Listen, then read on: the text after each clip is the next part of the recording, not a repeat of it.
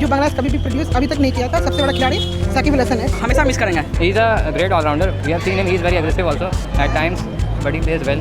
I'm gonna miss him because he's one of the greatest all-rounder of international cricket. So yes, I will miss him. Cricket থেকে বিদায় নেওয়ার ঘোষণা দিয়েছেন বাংলার poster বয় ও allrounder Shakib Al Hasan.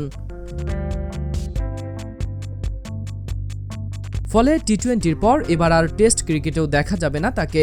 সাকিবের এই বিদায়ে দেশের সব শ্রেণীর মানুষের বিভিন্ন মতপ্রক্রিয়া জানাচ্ছেন।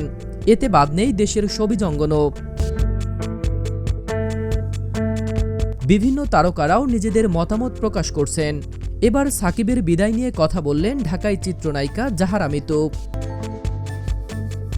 সাকিব অবসরে যাওয়ার ঘোষণার পর সামাজিক মাধ্যমে জাহারা মিতু লেখেন, সাকিব আল হাসান ক্রিকেট যদি বিনোদন হয়ে থাকে তাহলে আপনি সেখানকার বস।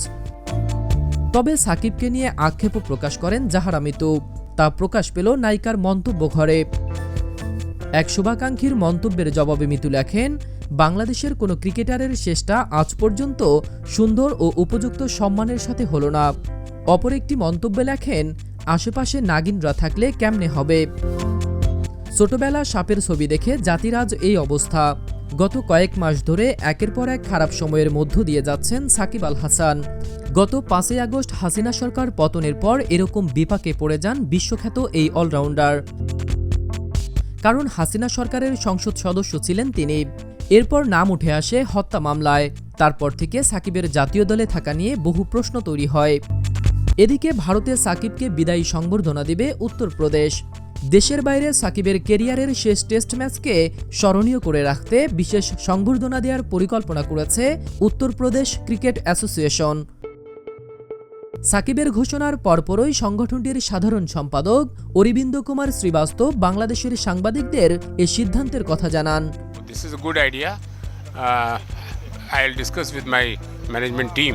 অরবিন্দ কুমার বলেন, আমি এ বিষয়টি নিয়ে সবার সঙ্গে কথা বলবো। আমরা অবশ্যই তাকে কানপুরে ভালোভাবে বিদায় দেওয়ার চেষ্টা করব। আমরা দেখব এর আগে আমরা কিভাবে এ ধরনের বিদায়ী সংবর্ধনা দিয়েছি। সেগুলো দেখে আমরা একটা সিদ্ধান্ত নেব কিভাবে করা যায়। সাকিবের মতো বড় মাপের ক্রিকেটারকে সংবর্ধনা দিতে পারলে তারা সম্মানিত বোধ করবেন বলে মনে করেন অরবিন্দ। তিনি বলেন, সে অনেক বড় ক্রিকেটার, অনেক জনপ্রিয়। আমরা খুবই খুশি যে বাংলাদেশ দল প্রথমবারের মতো এখানে খেলতে এসেছে। সাকিব আল হাসানও এখানে এসেছে। এটা আসলে আমাদের জন্য সম্মানের বিষয়।